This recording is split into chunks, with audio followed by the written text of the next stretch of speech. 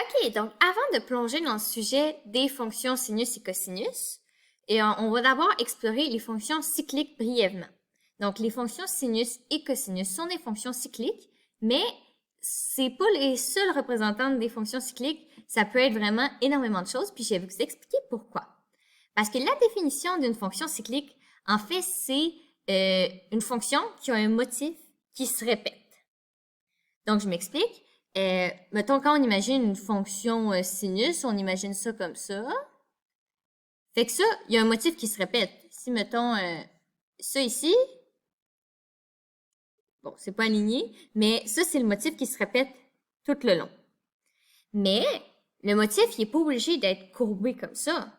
Le motif, il pourrait être de manière pentagonale, puis là, aller comme ça, comme ça. Dans ce cas-là, le motif, ce serait ça monte comme ça, puis ça descend, puis après ça, ça se répète. Donc, c'est un motif qui se répète. Et ça, des fonctions cycliques, il y en a dans notre vie de tous les jours. Juste par exemple, la météo avec les heures. Ben, par exemple, ça va faire quelque chose comme ça. Sauf que ça va être des triangles. Donc, c'est cyclique. Pas, la nuit, il fait froid, ça descend. Après ça, ça augmente. Le jour, ça atteint un pic, ça redescend. Donc, c'est cyclique. Donc, les fonctions cycliques, il y a de la terminologie qui sont associées, fait qu'on va voir ça un peu vite. OK, donc tout d'abord, il y a ce qu'on appelle un cycle. Donc, un cycle, c'est quoi? C'est un motif qui se répète. Donc là, ici, comme je vous ai dit avec les jours et la nuit, je vais prendre un surligneur. Ça ici,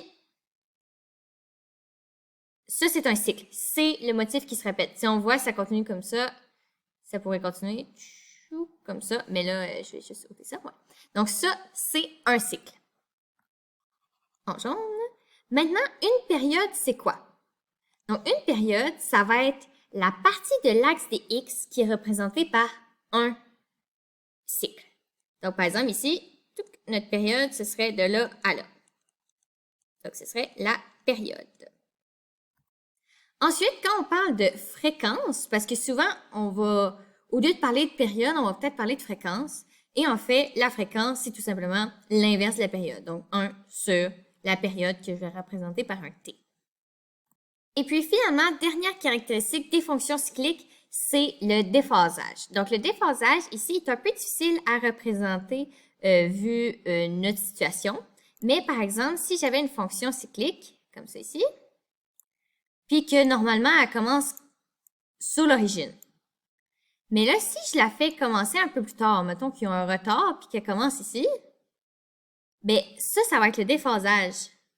Donc le déphasage, ça va être la partie qu'elle commence plus tard. Donc, ça va être de combien qui est déphasé par rapport à la fonction normale.